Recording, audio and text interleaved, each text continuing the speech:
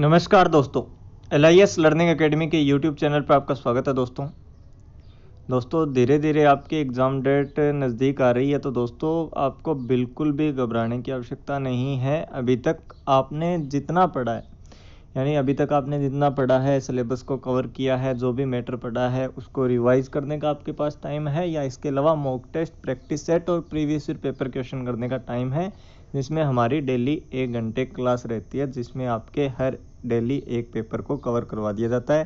और अभी भी दोस्तों 15 दिन के आसपास दिन है, तो 10 से 15 पेपर आपके कम से कम प्रीवियस ईयर पेपर के क्वेश्चंस और भी हो जाएंगे। तो इससे आपको लगभग दोस्तों ये पूरा कंफर्म हो जाएगा लगभग कि एग्ज़ाम में क्वेश्चन किस प्रकार से पूछे जाते हैं और आपको कैसे पढ़ना है और कैसे एग्ज़ाम के अंदर क्वेश्चन का आंसर आपको देना है। दोस्तों इसी क्रम में जो अभी थोड़ा न्यू एग्ज़ाम जो हुआ था राजस्थान में, लाइब्रेरियन ग्रेड 3 का ना होकर लाइब्रेरियन ग्रेड 2 का हुआ था दोस्तों। लाइब्रेरियन एग्ज़ाम ग्रेड 2 जो कि पब्लिक लाइब्रेरीज में जो वैकेंसी थी, तो उसकी मॉडल आंसर की के अकॉर्डिंग जो उसके आंसर थे ऑफिशियल आंसर की, उसके अकॉर्डिंग आपको उसका क्वेश्चन पेपर आज आपके सामने रहने वाला है। तो दोस्तों अभी तक आपने यूट्यूब चैनल को सब्सक्राइब नहीं किया है तो एक बार सब्सक्राइब कर लेना, ताकि आने वाली क्लासेस भी आपको हर दिन मिलती रहे।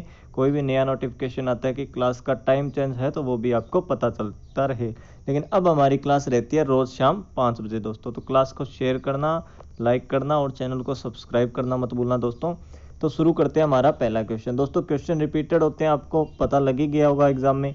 तो क्वेश्चन ज़्यादा से ज़्यादा आंसर आप देने का प्रयास करना, ताकि आपको अपनी तैयारी कन्फर्म हो और जो आपकी यूनिट्स हैं उन यूनिट्स को, सभी यूनिट्स को कवर करते हुए हमारे जो है एग्जाम पेपर आपके सामने आ रहे हैं। तो पहला क्वेश्चन देखिए ध्यान से।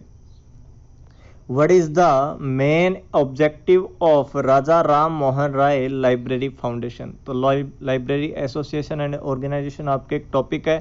उस टॉपिक में से आपका जो सिलेबस में है टॉपिक RRLF, तो ये क्वेश्चन RRLF से ये क्वेश्चन भी रिपीटेड क्वेश्चन है। जैसा कि आपको पता है बहुत सारे पहले भी हमने एग्जाम पेपर किए हैं, उनमें भी आया हुआ क्वेश्चन है। तो क्वेश्चन क्या है, what is the main objective of Raja Ram Mohan Roy library foundation की इनमें से कौन से RRLF के उद्देश्य है।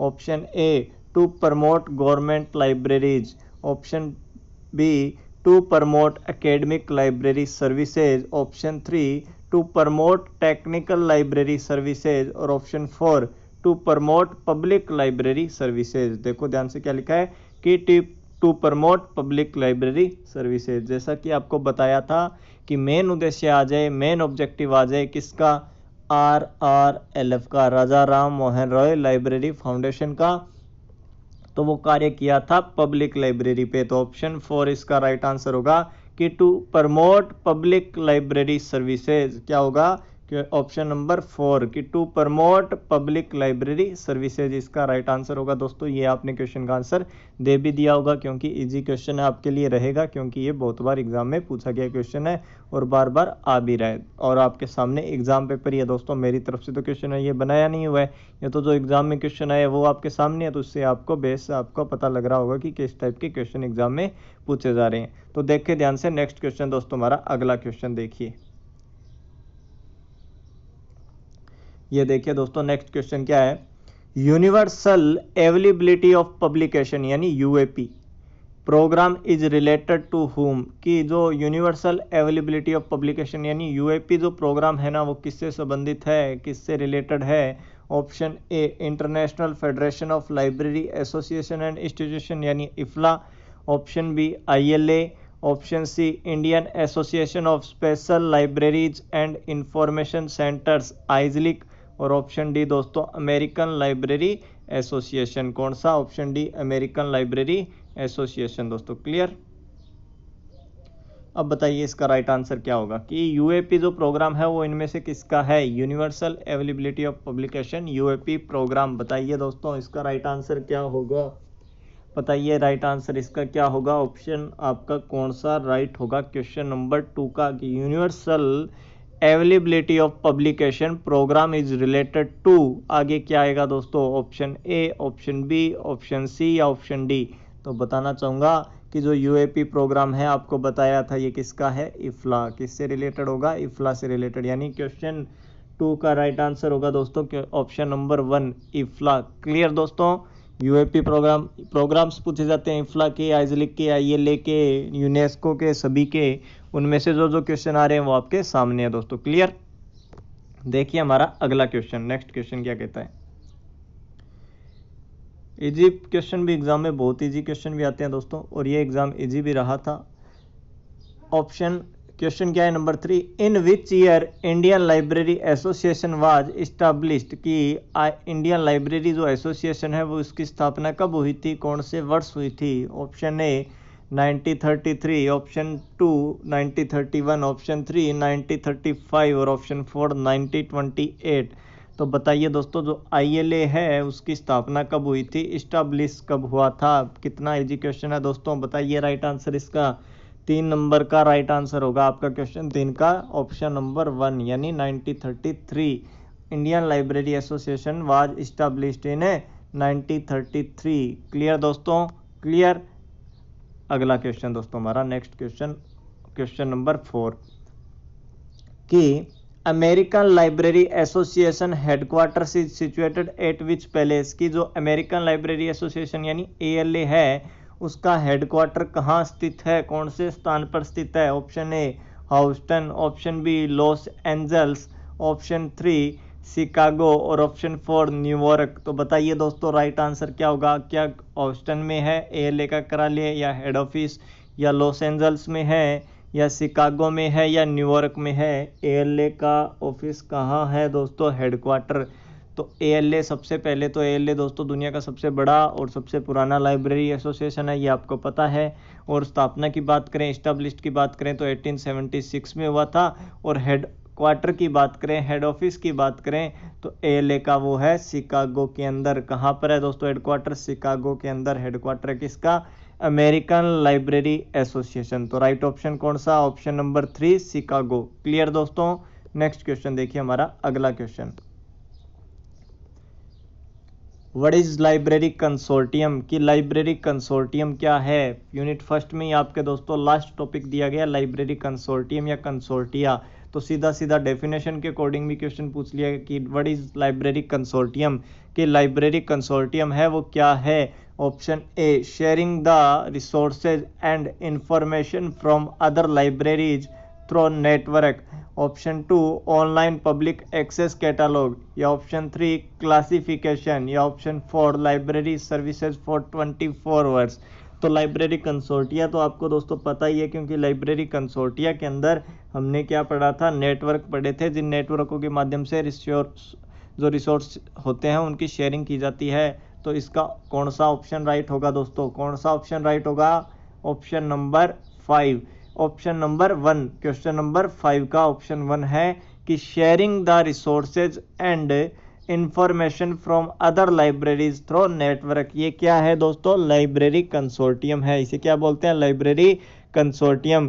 किन्हीं 2 लाइब्रेरी कंसोर्टियम के दोस्तों एग्जाम्पल आपको बताने हैं, कमेंट बॉक्स में बताओगे कि ये 2 लाइब्रेरी कंसोर्टियम है। ये क्वेश्चन आपके लिए दोस्तों। क्लियर। नेक्स्ट क्वेश्चन देखिए हमारा अगला क्वेश्चन, जो क्वेश्चन दोस्तों आपको लगे कि इसकी इंग्लिश लैंग्वेज आपको नहीं समझ आई तो हिंदी में भी बता दिया जाएगा, डोंट वरी। नेक्स्ट क्वेश्चन दोस्तों, क्वेश्चन नंबर 6, कि who contributed in library movement for library development in Baroda state pre independence. अब देखो क्या होगा इसका हिंदी में, कि स्वतंत्रता से पूर्व यानी आज़ादी से पूर्व बड़ौदा राज्य में पुस्तकालय के विकास हेतु पुस्तकालय आंदोलन में किसका योगदान रहा। तो बड़ौदा राज्य आते ही दोस्तों आपको केवल एक ही नाम याद रखना है, वो आपको पता है, वो नाम है आपका सियाजीराव गायकवाड़। लेकिन सियाजीराव गायकवाड़ कौन से दोस्तों, तो इसमें देखो गायकवाड़ भी 3 दिए गए हैं, और कौन से होंगे इसमें, option A Maharaja Ranjit Singh, option 2 Maharaja Sayajirao Gaekwad third, option 3 Maharaja Malhar Rao Gaekwad, या ऑप्शन 4 देखो दोस्तों महाराजा फतेह सिंह राव गायकवाड़ सेकंड। तो बताइए बड़ौदा राज्य में स्वतंत्रता से पहले पुस्तकालय आंदोलन में किस व्यक्ति का, किस राजा का इनमें से योगदान रहा था दोस्तों, किसका रहा था बताइए। तो आपको पता है father of library movement in India, यानी पुस्तकालय आंदोलन के जनक कौन है भारत में? सियाजीराव गायकवाड़ थर्ड। तो ऑप्शन नंबर 2 इसका क्या होगा दोस्तों? राइट आंसर कि महाराजा सियाजीराव गायकवाड़ थर्ड जो हैं भारतीय पुस्तकालय आंदोलन के जनक भी हैं और बड़ौदा राज्य में स्वतंत्रता से पूर्व उनका योगदान भी रहा है दोस्तों। क्लियर? क्वेश्चन नंबर 6 का ऑप्शन नंबर 2 होगा राइट आंसर। अब बढ़ते हैं हमारे अगले क्वेश्चन की ओर।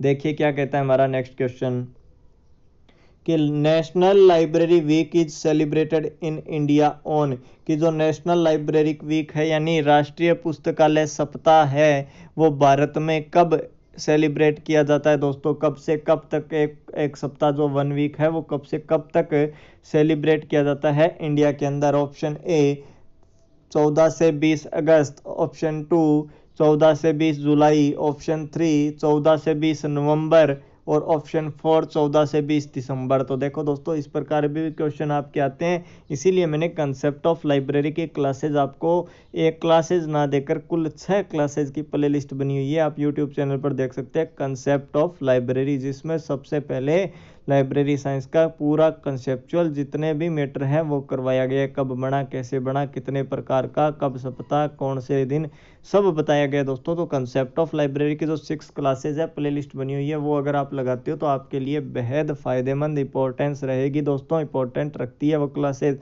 अगर आपने अभी कुछ नहीं पढ़ा है या पढ़ना चाहते हो तो वो क्लासेज आप ज़रूर लगा सकते हैं, कोई ज़्यादा समय नहीं लगेगा दोस्तों। Clear? National library week is celebrated in India on, तो बताइए दोस्तों कब?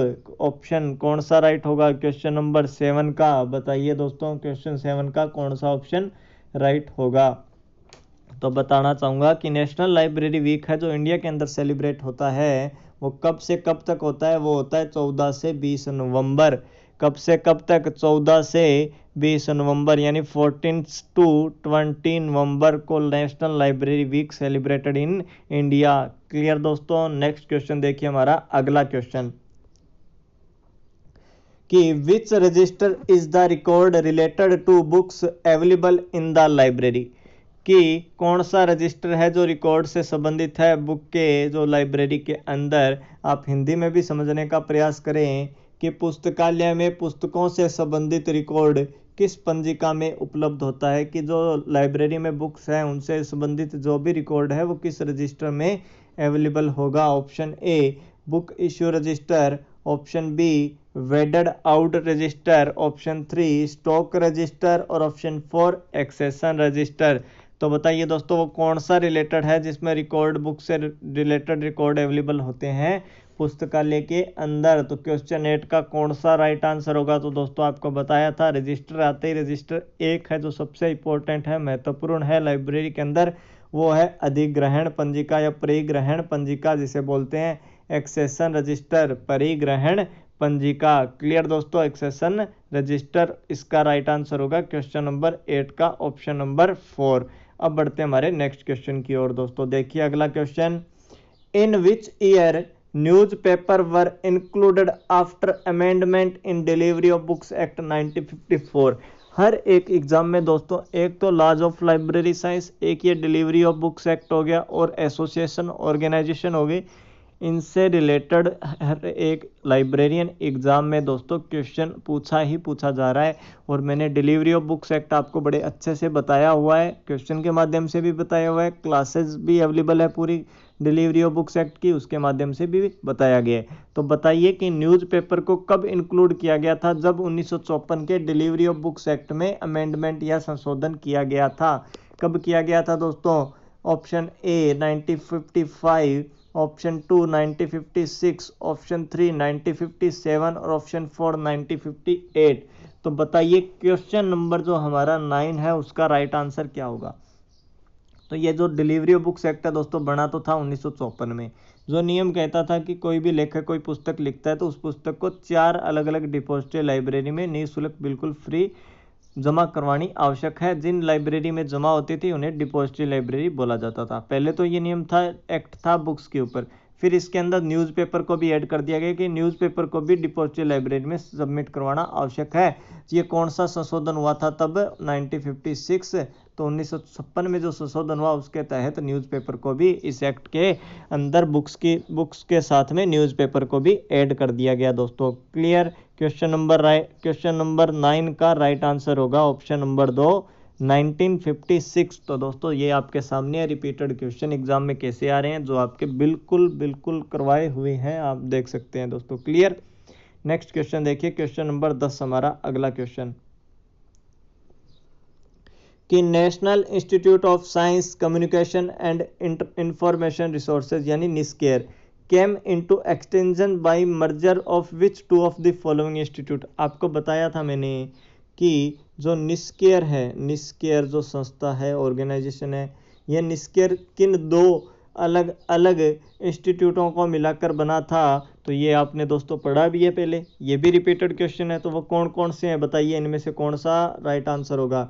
क्या निस्कॉम और नासडॉक को मिलाया, क्या नासडॉक और इंस्टॉक को मिलाया, क्या निस्कॉम और इंस्टॉक को मिलाया, या नासडॉक और निस्कॉम को मिलाया। तो आपको जैसा कि पता है कि इसका राइट आंसर होगा ऑप्शन 3 कि निस्कॉम और इंस्टॉक को मिलाकर दोस्तों निस्केयर बना था। कब बना था? 2002 में बना था। कब बना था? 2002 में बना था।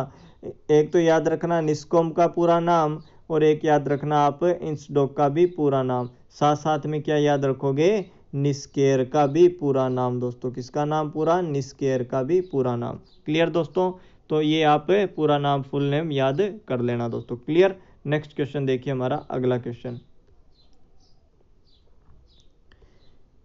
कि टैग 260 इन मार्क 21 मार्क्स। मैंने बताया था कि मार्क जो भी है, मार्क टॉपिक, इसके जितने टैग्स हैं उनको अच्छे से लिख लेना, अच्छे से रीड कर लेना। मार्क से रिलेटेड एक क्वेश्चन हर एक लाइब्रेरियन एग्जाम में पूछा जाता है दोस्तों। तो मार्क 21 है जो, उसके अंदर 260 जो टैग है वो इनमें से किसके लिए है, यह है हमें बताना है दोस्तों। तो क्वेश्चन नंबर कौन सा है आपका? Question number 11। तो इसका बताइए राइट आंसर क्या होना चाहिए। Option A the edition, option 2 the publication information, option 3 the physical description, और option 4 a topical subject heading. तो बताइए दोस्तों टैग 260 किसके लिए होगा इनमें से।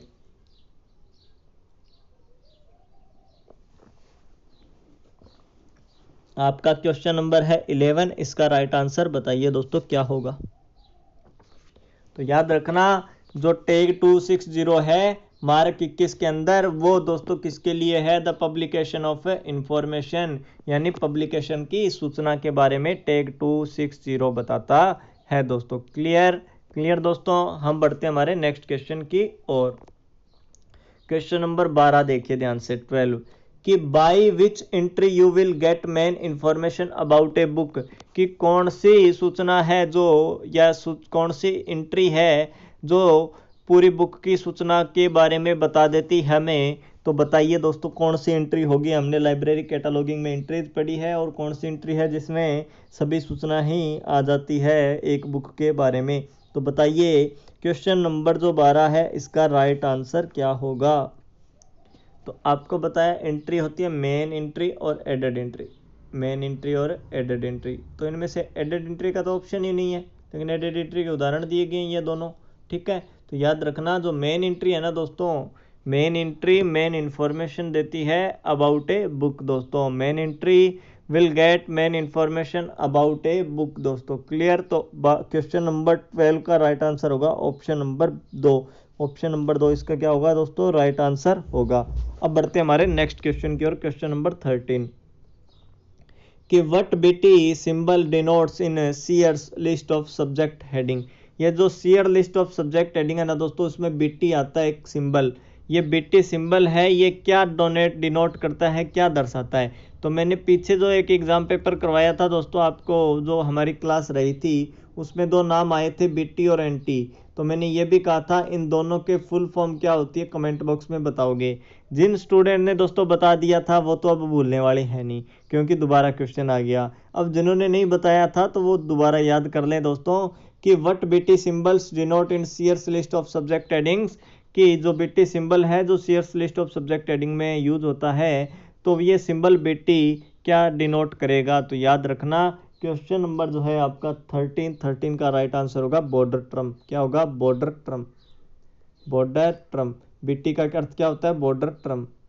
अब एंटी का तो बता दोगे दोस्तों, एंटी का कमेंट करके आप बताओगे एंटी का क्या होगा। बीटी का भी 2 बार से 3 बार तो आ गया है कि what BT symbol denotes in Sears list of subject heading option 3 border term is a right answer दोस्तों। क्लियर। नेक्स्ट क्वेश्चन बढ़ते हैं हमारे 14 नंबर क्वेश्चन की ओर।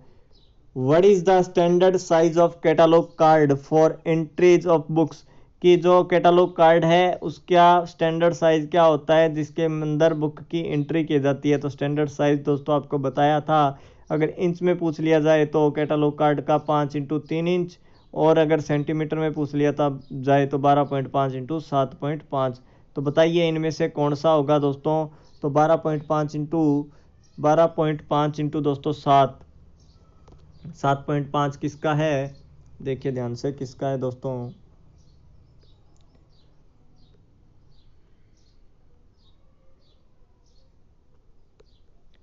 बताइए किसका है?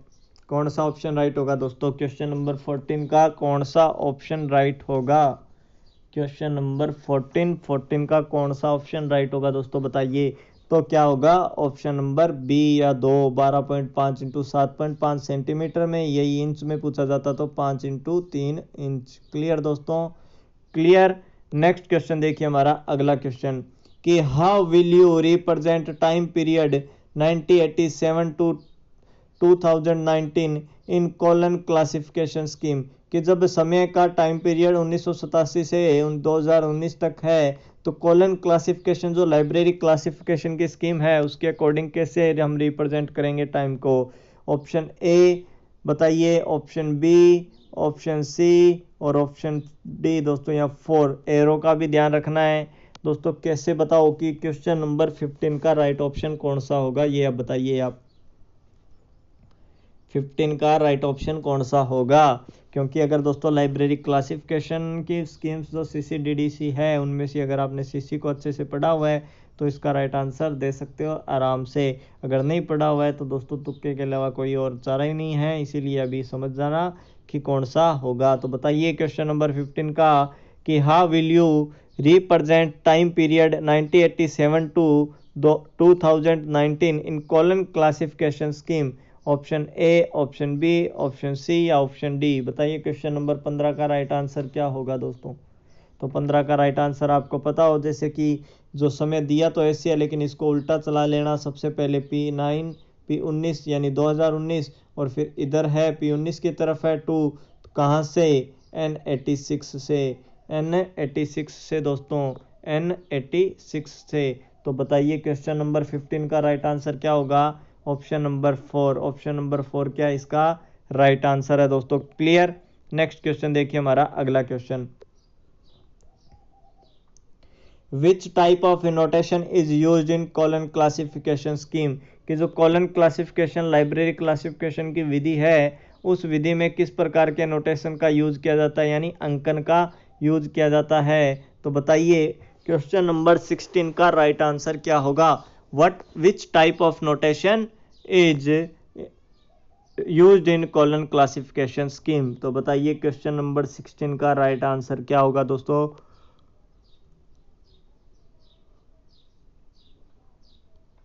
तो बताना चाहूँगा कॉलन क्लासिफिकेशन में बहुत सारे सिंबल्स का यूज़ होता है। तो वो दोस्तों नोटेशन 2 टाइप्स के हैं, प्योर और मिक्सड। तो उनमें से कौन सा होना चाहिए? जब एक से ज़्यादा या बहुत सारे नोटेशन मिल जाते हैं तो कौन सा है? Mixed notation. कौन सा? मिश्रित अंकन। तो इसका right answer option number 2। Question number 16 का राइट आंसर ऑप्शन नंबर 2 होगा दोस्तों। क्लियर। अगले क्वेश्चन की ओर बढ़ते हैं, हमारे क्वेश्चन नंबर 17 की ओर। 17 नंबर क्वेश्चन देखिए ध्यान से। According to colon classification in facet formula of all literature, facet denotes to which term?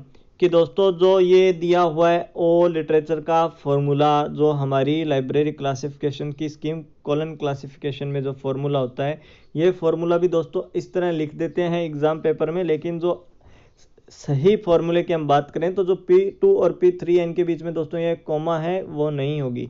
क्योंकि आपके कॉलम क्लासिफिकेशन की बुक में भी नहीं दिया गया है। ये दोनों P2 P3 इस तरह लिखा हुआ है, क्लियर। लेकिन इन सभी पक्षों को अलग अलग माना जाता है, अलग अलग होते हैं दोस्तों, P1 P2 सभी। तो लेकिन जो P1 है वो कौन सा, P2 कौन सा, तो हमें पूछा गया है कि जो P होगा वो लिटरेचर में, यानी P सीधे P से मतलब होता है P1 पहला, तो वो फेसेट डिनोट किसको करेगा, इनमें से किस टर्म को डिनोट करेगा। क्या P1 में राइटर आता है, क्या टाइप्स ऑफ लिटरेचर आता है, या लैंग्वेज आती है, या एडिशन आता है। तो दोस्तों कोई भी लिटरेचर होता है ना, शुरू तभी हो सकता है जब कोई भी लिटरेचर है उसकी हमें लैंग्वेज का पता हो, और हर एक लिटरेचर की लैंग्वेज होती है। तो आपको पता होगा कोई भी बुक है उसकी लैंग्वेज तो कोई ना कोई होगी, या वो इंग्लिश में होगी, हिंदी में होगी, गुजराती में होगी, जो भी है। तो याद रखना हमेशा ऑल लिटरेचर के P पक्ष में, पहले P पक्ष में यानी P1 में हमेशा क्या आएगा दोस्तों, क्या आएगा बताइए, क्वेश्चन नंबर 17। तो याद रखना लैंग्वेज आएगी, क्या आएगी, लैंग्वेज। अब P2 में क्या आएगा, P3 में क्या आएगा, P4 में क्या आएगा। एक बार जरूर कॉलम क्लासिफिकेशन बुक खोलिए दोस्तों, और ऑल लिटरेचर मेन क्लास पे जाके वहाँ देखिए, ताकि आप एक बार अब वहाँ से और देख लोगे तो आपको सभी P के जो हैं P पक्ष हैं, P1 P2 P3 P4, उन सभी के पता चल जाएगा कि किस पक्ष में क्या लिखा जाता है, कौन सी सूचना आती है। दोस्तों ये आपके लिए कार्य रहेगा, ऐसा ही समझ सकते हो, क्योंकि अगर आप पढ़ोगे तो आपको ही याद रहेगा, जो कि आपके एग्जाम के पॉइंट ऑफ व्यू से इंपॉर्टेंट रहने वाला है दोस्तों। क्योंकि जो एग्जाम में क्वेश्चन पूछे गए हैं उन पर ही एनालिसिस करोगे कि किस टाइप के और क्वेश्चन बन सकते हैं, तभी दोस्तों आपके एग्जाम में आपको फायदा मिलने वाला है दोस्तों, क्लियर। अब देखते हैं हमारा अगला क्वेश्चन, देखिए ध्यान से नेक्स्ट क्वेश्चन दोस्तों, कि match the following classification scheme according to the their first publication year, कि जो क्लासिफिकेशन लाइब्रेरी स्कीम है उनको उनके पब्लिकेशन ईयर के अकॉर्डिंग दोस्तों हमें एडजस्ट करना है, फॉलोइंग करना है, मैच करना है। तो इनमें से बताइए कब कौन सा बना, देखिए ध्यान से बताइए। ऑप्शन ए ड्यू डेसिमल क्लासिफिकेशन, जैसा कि आपको पता है ड्यू डेसिमल क्लासिफिकेशन है डीडीसी, और डीडीसी आपकी बनी थी 1876 में, तो डीडीसी का तो हो गया 1876 दोस्तों, क्लियर। अब देखिए आगे, यूनिवर्सल डेसिमल क्लासिफिकेशन यूडीसी भी आपको पता है 1895, फिर कॉलम क्लासिफिकेशन का भी आपको पता है 1933, और बिबिलियोग्राफिक क्लासिफिकेशन का भी पता है 1935। तो इनमें से जो मैच होंगे दोस्तों वो मिला लीजिएगा कि कौन सा ऑप्शन इनमें से राइट होगा। फिर भी अगर बताना चाहूँ तो क्वेश्चन नंबर जो आपका 18 है, 18 का ऑप्शन नंबर 2 राइट होगा दोस्तों, ऑप्शन नंबर 2 ये राइट होगा, क्लियर, 2 राइट होगा, क्लियर। नेक्स्ट क्वेश्चन देखिए हमारा अगला क्वेश्चन, क्वेश्चन नंबर 19, कि अकॉर्डिंग टू कॉलन क्लासिफिकेशन, कि सीसी कॉलन क्लासिफिकेशन के अनुसार, to form class number for biography of prime minister which ACI is used, कि according to colon classification to from class number for bibliography of prime minister which ACI is used, कि जो class number बनाना है biography of prime minister के लिए हमें दोस्तों colon classification की सहायता से, तो उसमें जो एसीआई है दोस्तों, कॉमन आइसोलेट एसीआई है, वो कौन सा यूज किया जाएगा। तो इनमें से आपको बताना है क्वेश्चन नंबर 19 में से कौन सा ऑप्शन राइट होगा, क्या वी आएगा, डब्ल्यू आएगा, Y7 आएगा, या के आएगा। तो 19 नंबर क्वेश्चन का दोस्तों बताइए राइट आंसर क्या होगा। तो बताना चाहूँगा बायोग्राफी ऑफ प्राइम मिनिस्टर के लिए एसीआई का यूज होता है, वो होता है Y7 का यूज होगा इन ऑप्शन के अकॉर्डिंग, Y7 दोस्तों, क्लियर, क्लियर, क्लियर दोस्तों। बायोग्राफी ऑफ प्राइम मिनिस्टर है, इसमें बायोग्राफी का हमें जो बायोग्राफी कॉमन आइसोलेट में मिलेगा, और हमें बताना है कि ये एसीआई का यूज है, और एसीआई कौन सा यूज होगा इसके लिए, तो वो यूज होगा Y7 दोस्तों, क्लियर। नेक्स्ट क्वेश्चन देखिए हमारा अगला question, in chain procedure subject heading of a document is derived from whom. Option A call number of document, option 2 class number of document, option 3 collection number of document, option 4 accession number of document. तो बताइए कि chain procedure है जो उसमें subject heading है जो एक document की, वो कहाँ से प्राप्त होती है, ड्राइवर्ड कहाँ से की जाती है। तो बताइए क्वेश्चन नंबर 20 का राइट आंसर क्या होगा, क्वेश्चन नंबर 20 का। तो आपको जैसा कि पता है हमें क्लास नंबर को खोलना पड़ता है चेन प्रोसीजर के लिए, तो ऑप्शन नंबर बी या ऑप्शन नंबर 2 इसका राइट आंसर होगा, क्या, कि class number of document. Question number 20 का राइट आंसर, क्वेश्चन नंबर 20 का राइट आंसर दोस्तों option number 2 class number of document. Clear. Next question देखिए हमारा ध्यान से, अगला question. When ideas get organized या systematized in the form of a body of a idea, a dash dash dash is formed। तो बताइए दोस्तों कि अब समझिए इस क्वेश्चन को कि जब विचार व्यवस्थित हो, कि जब विचार व्यवस्थित हो जाते हैं तो क्या बनता है एक, कि जब विचार व्यवस्थित हो जाते हैं क्या एकल बनता है, क्या ज्ञान बनता है, क्या विषय बनता है, या शब्द बनता है। इसके अकॉर्डिंग बताइए दोस्तों आप, इसके अकॉर्डिंग क्वेश्चन नंबर 21 के अकॉर्डिंग आप राइट आंसर क्या होगा ये बताइए, कौन सा होगा। व्हेन आइडियाज गेट ऑर्गेनाइज्ड या systematise in the form of a body idea is formed. Question number 21 का राइट आंसर क्या होगा दोस्तों, बताइए क्या होगा 21 का right answer. Option number 2 subject इसका राइट आंसर होगा, कि विषय होगा, कि ए सब्जेक्ट इज फॉर्मेट। जब विचार व्यवस्थित हो जाएं तो क्या बनेगा, सब्जेक्ट बनेगा दोस्तों। क्लियर। क्लियर दोस्तों। अब बढ़ते हैं हमारे नेक्स्ट क्वेश्चन की और। अगला क्वेश्चन, क्वेश्चन नंबर 22। एक class number of a book shows, कि बुक का जो एक क्लास नंबर है वो क्या दर्शाता है। Option A category of the book, option 2 subject of the book, option 3 size of the book, या option 4 collection of the book. तो बताइए दोस्तों क्या दर्शाएगा, इसका राइट आंसर क्या होगा बताइए।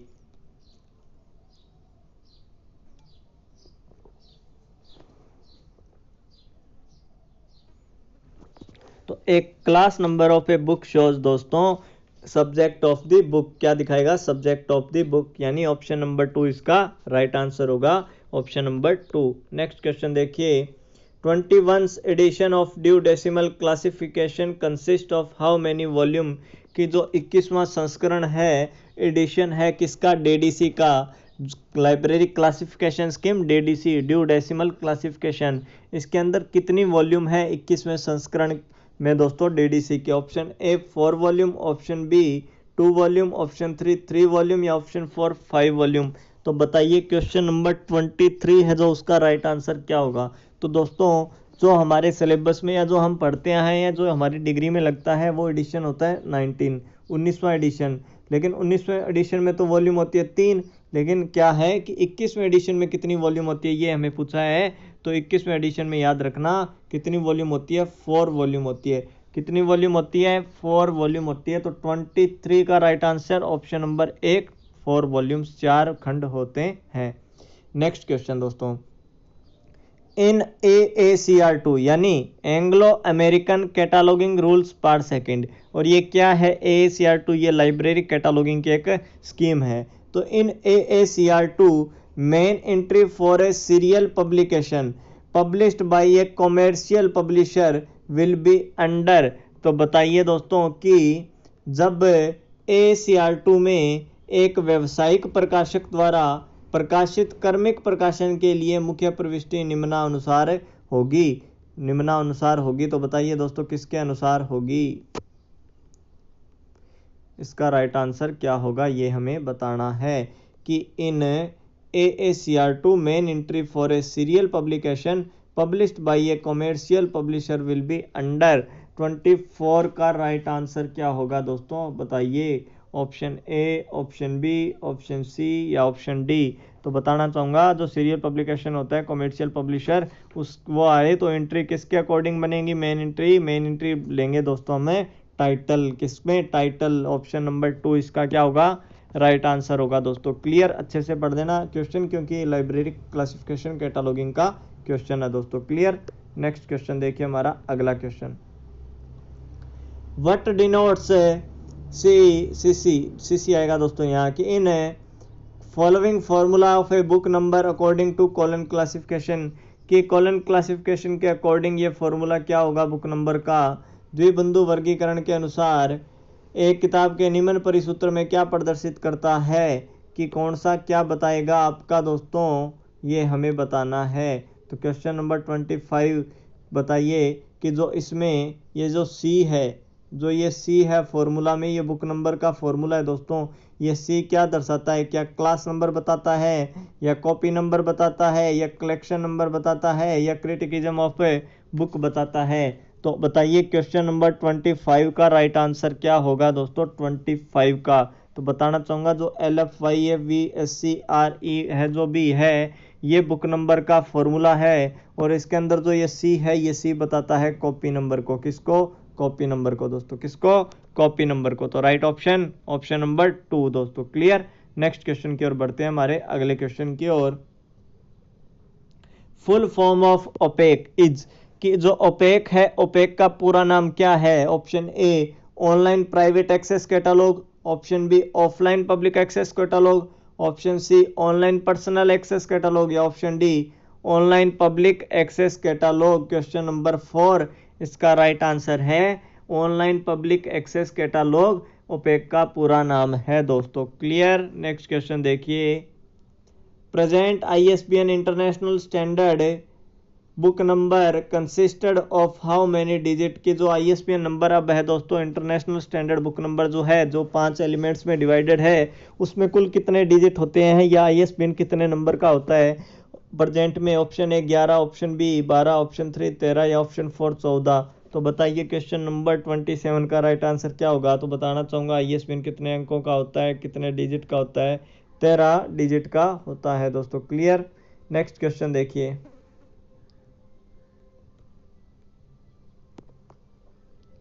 What is noun where a catalog, what is noun when a catalog in which some entries are in number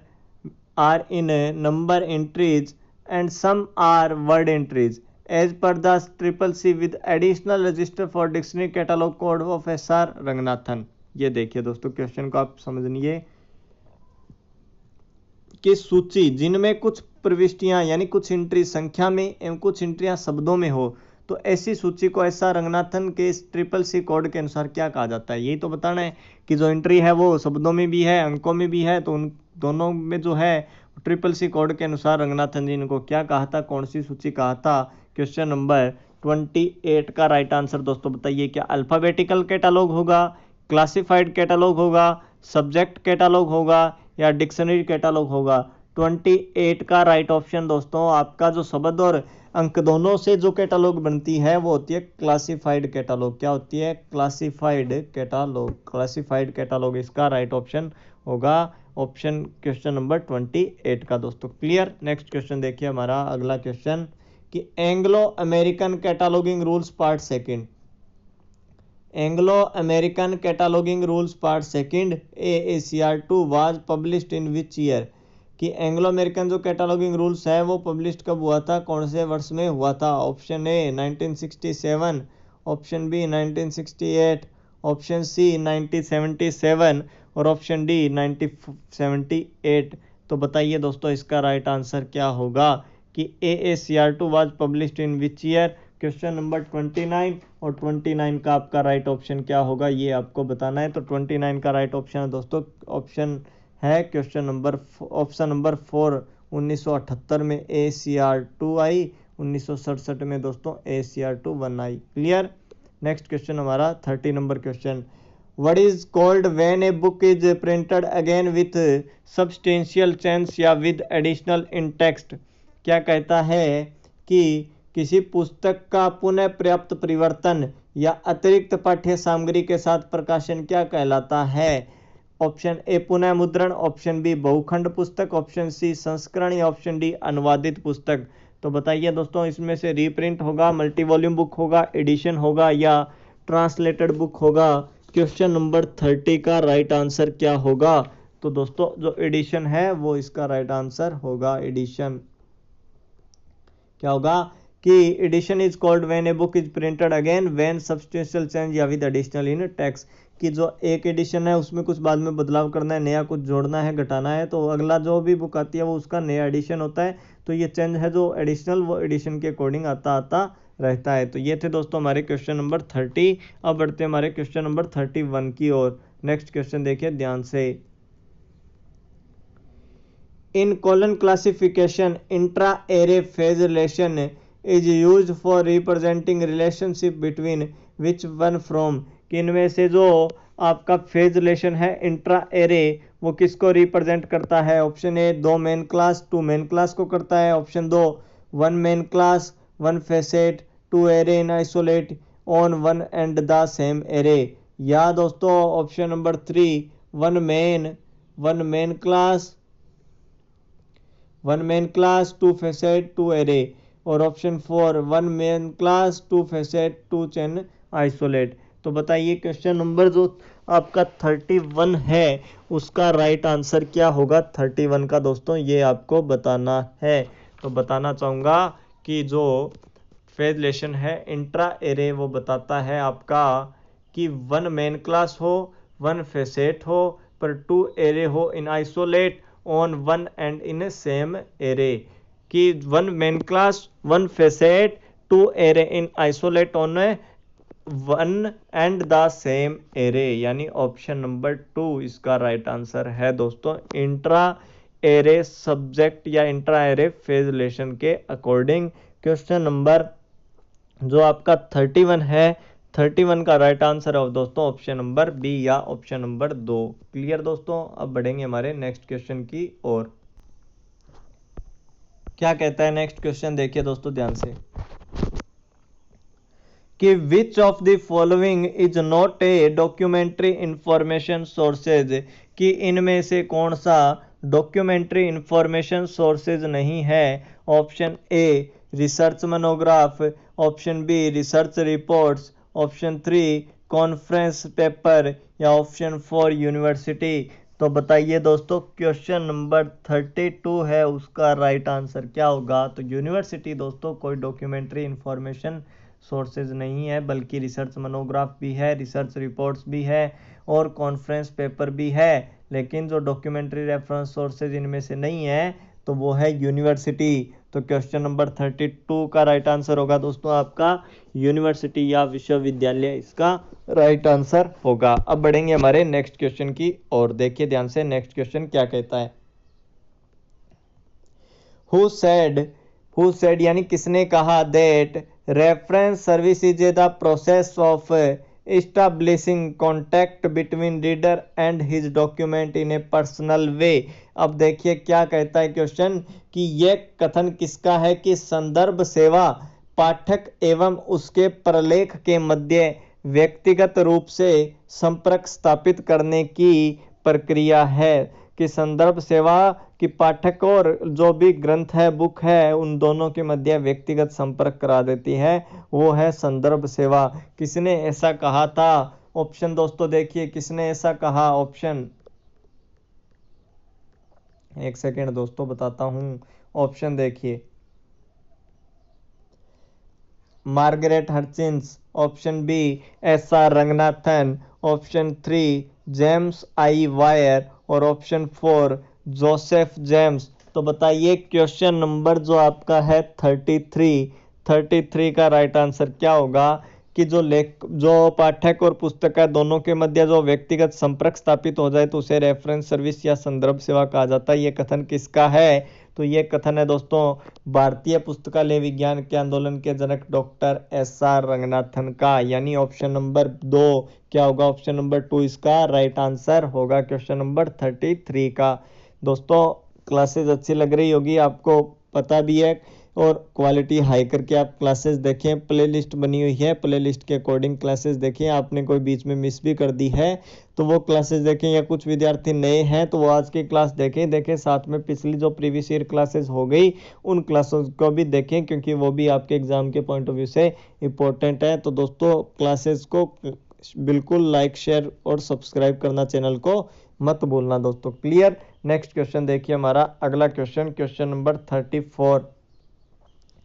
articles published in research journal are, कि जो आर्टिकल पब्लिश होते हैं रिसर्च जर्नल में वो क्या हैं? Option a reference sources, option 2 secondary sources, option 3 primary sources या option 4 territory sources. तो मैंने कल आपको एक बात बताई थी कि कोई भी कुछ भी हो, अगर रिसर्च आ जाता है तो रिसर्च से रिलेटेड कुछ भी हो तो आपको कौन सा सोर्स याद रखना है, क्योंकि रिसर्च दोस्तों नई चीज़ों का होता है। तो इसमें हमें याद रखना था प्राइमरी सोर्सेज। तो ऑप्शन नंबर 3 जो प्राइमरी सोर्सेज है वो इसका क्या होगा? राइट आंसर होगा दोस्तों primary sources. Clear? Option number 3 इसका राइट आंसर होगा। अब देखिए next question, question number 35। What type of information sources India who's who New Delhi Infa publication is, कि किस प्रकार का इंफॉर्मेशन सोर्सेज है India who's who New Delhi Infa publication, यह इंफॉर्मेशन सोर्सेज है दोस्तों। और ये पूछा है इनमें से किस प्रकार का सोर्सेज है। ऑप्शन ए है क्या ये जियोग्राफिकल सोर्स है, ऑप्शन बी है क्या ये बायोग्राफिकल सोर्स है, ऑप्शन 3 है क्या ये रिसर्च रिपोर्ट है, या ऑप्शन 4 कॉन्फ्रेंस प्रोसीडिंग्स टाइप का है। तो बताइए क्वेश्चन नंबर 35 का राइट आंसर क्या होगा। बताइए दोस्तों क्या होगा कि India who's who New Delhi Infa publication is, Infa publication is. तो बता दूं कि जो ये India who's who New Delhi Infa publication है यह बायोग्राफिकल सोर्सेज है, यानी ऑप्शन नंबर बी या ऑप्शन नंबर 2 इसका राइट आंसर होगा दोस्तों। क्लियर। देखते हैं हमारा next question.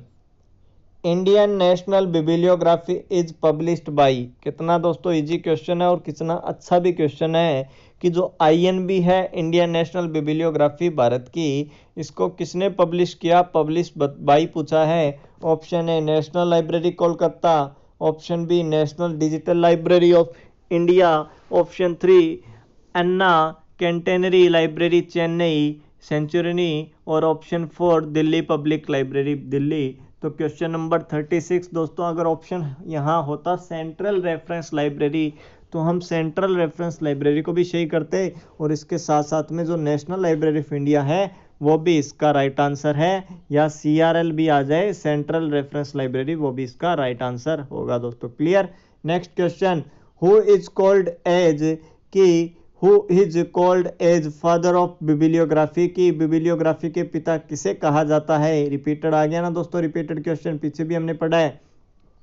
Option A Paul Otlet, option 2 Conrad Gesner, option C JC Brunet, और option D AC Foskett. Same के सेम ऑप्शन, सेम का सेम क्वेश्चन दोस्तों पहले भी हम पढ़ चुके हैं, तो ये समझ सकते हो कि एग्जाम में किस प्रकार से क्वेश्चन रिपीट होते हैं।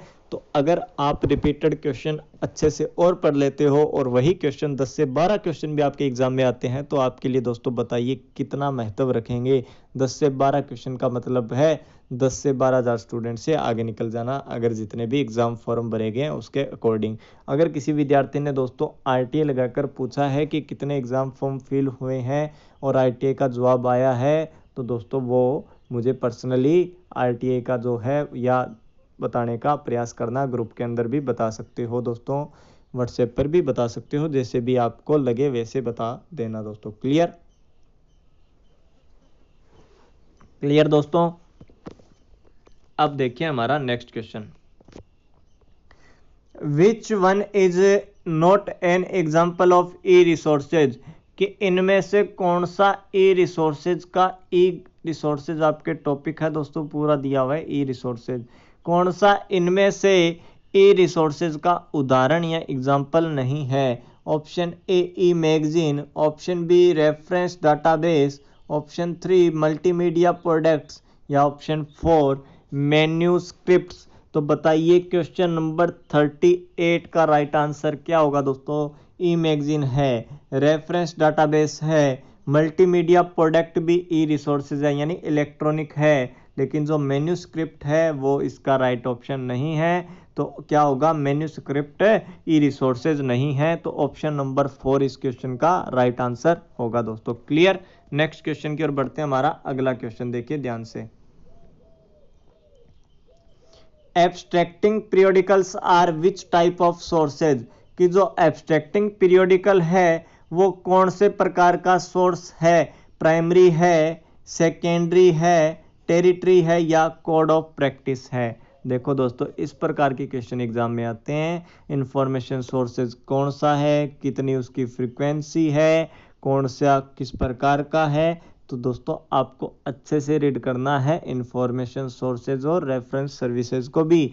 तो बताइए एब्स्ट्रैक्टिंग पीरियोडिकल्स इनमें से किस प्रकार का टाइप्स ऑफ सोर्सेज है, क्या प्राइमरी है, क्या सेकेंडरी है, क्या टेरिटरी है, या कोड ऑफ प्रैक्टिस है। तो बताइए क्वेश्चन नंबर 39 है, उसका राइट आंसर क्या होगा?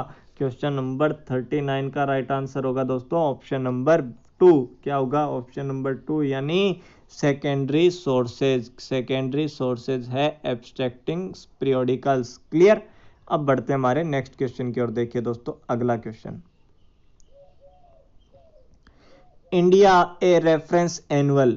India a reference annual is published by home. ये देखो दोस्तों, ये भी क्वेश्चन आ गया रेफरेंस सोर्सेज से कि जो इंडिया ए रेफरेंस एनुअल है वो किसके द्वारा पब्लिश्ड है? ऑप्शन ए है दोस्तों Indian national scientific documentation centre new Delhi.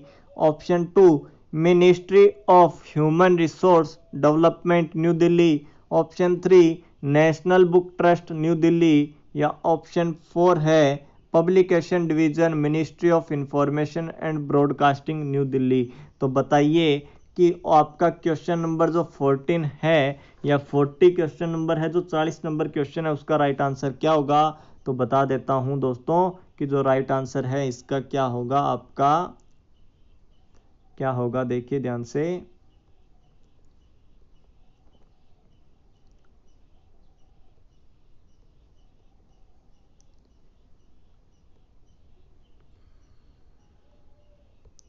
क्या होगा दोस्तों? देखिए इसका राइट आंसर है ऑप्शन नंबर आपका 4।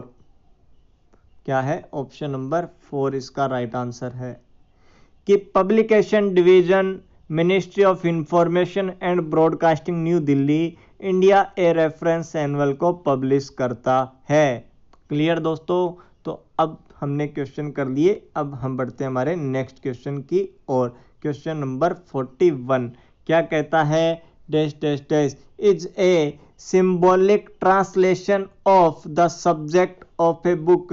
कि कौन सा है जो एक सिंबॉलिक ट्रांसलेशन है सब्जेक्ट ऑफ ए बुक के? Option A book number, option B location code, option C class number, या ऑप्शन 4 कलेक्शन कोड। तो बताइए symbolic translation of a subject of a book कौन सा 41 का कौन सा ऑप्शन होगा? तो बताना चाहूंगा दोस्तों कि class number is a symbolic translation of the subject of a book.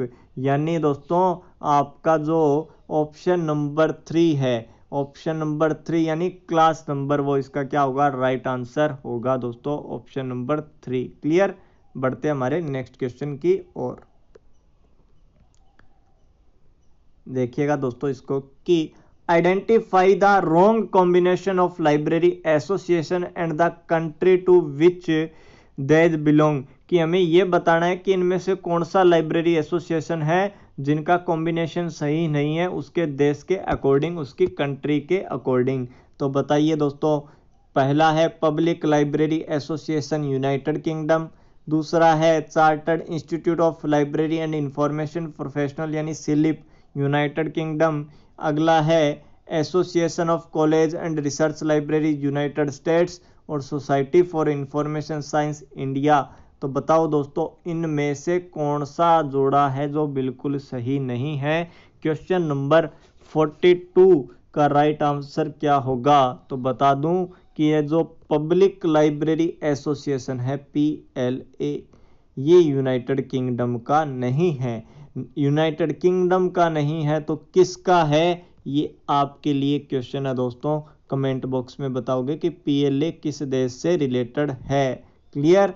Clear दोस्तों, साथ में इतना पता लग गया और इस बहाने इनका तो पता लग गया कौन सा किस देश का। अब PLA का भी आप पता करें दोस्तों और कमेंट में आंसर ज़रूर बताएं ताकि आप कुछ करोगे तो आप खुद बोलोगे नहीं दोस्तों। क्लियर?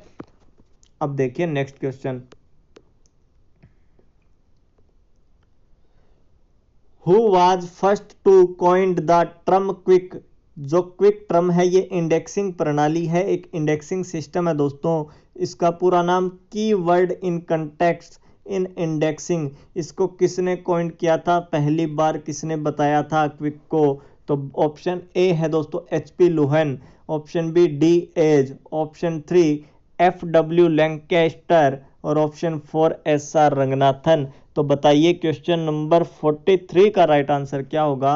तो ये जो क्विक प्रणाली है, क्विक इंडेक्सिंग सिस्टम है दोस्तों, ये HP लुहान की है। HP लुहान इसका राइट आंसर होगा, कॉइंड बाय HP, लुहन, क्विक। और क्विक का पूरा नाम क्या है यह भी याद रखना है क्योंकि एग्जाम में पूछा जाता है दोस्तों। क्लियर। नेक्स्ट क्वेश्चन देखिए हमारा 44 कि who publishes Indian library science abstract, कि जो इंडियन लाइब्रेरी साइंस एब्स्ट्रैक्ट है उसका प्रकाशन कौन करता है इनमें से।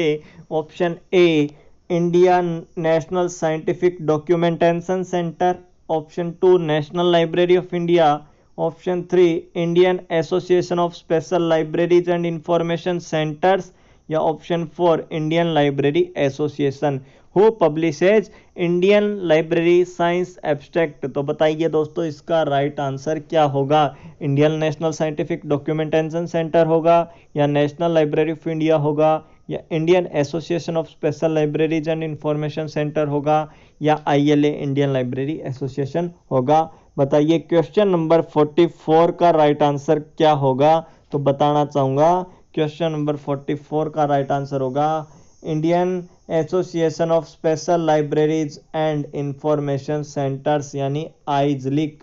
कब बना 1955 में आइजलिक, ये इसका राइट आंसर होगा। अगला question, question number 45 what is patent, कि पेटेंट क्या है। ये भी रिपीटेड क्वेश्चन पहले आया वो क्वेश्चन है दोस्तों। बताइए कि पेटेंट क्या है। Option A an agreement to the government of for any purpose, option 2 document of the library, option 3 an agreement between the inventor producer and the government for his invention या product, या दोस्तों option 4 an agreement between the library and publisher. इसका right answer क्या है कि what is patent, patent इनमें से क्या है। बताइए दोस्तों क्वेश्चन नंबर 45 का आपको राइट आंसर बताना है। तो बता दूं कि पेटेंट क्या है, देखिए ध्यान से कि पेटेंट है ऑप्शन नंबर 3 कि an agreement between the inventor यानी खोजकर्ता जिसने विकास किया है या प्रोड्यूस किया है प्रोड्यूसर, कि an agreement between the inventor या producer and the government for his invention या प्रोडक्ट। तो ऑप्शन नंबर 3 इसका राइट आंसर होगा व्हाट इज पेटेंट का। Next question, what is referativity journal, कि जो रेफ्रेटिविटी जर्नल है वो क्या है दोस्तों। ये है रेफ्रेटिविटी जर्नल क्या है, रेफ्रेटिविटी जर्नल क्या है। क्या सारकरण पत्रिका है, क्या अनुक्रमणीकरण पत्रिका है, या अनुवादित पत्रिका है, या अनुकृतिकरण पत्रिका है। तो बताइए कि रेफ्रेटिविटी जर्नल क्या है। Abstracting periodical, indexing periodical, translated periodical, या रिपोग्राफिक पीरियोडिकल। तो 46 क्वेश्चन का राइट आंसर है दोस्तों कि रेफ्रेटिविटी जर्नल है एब्स्ट्रैक्टिंग पीरियोडिकल, यानी ऑप्शन नंबर ए इसका राइट आंसर होगा। क्लियर दोस्तों। नेक्स्ट क्वेश्चन देखिए हमारा अगला क्वेश्चन,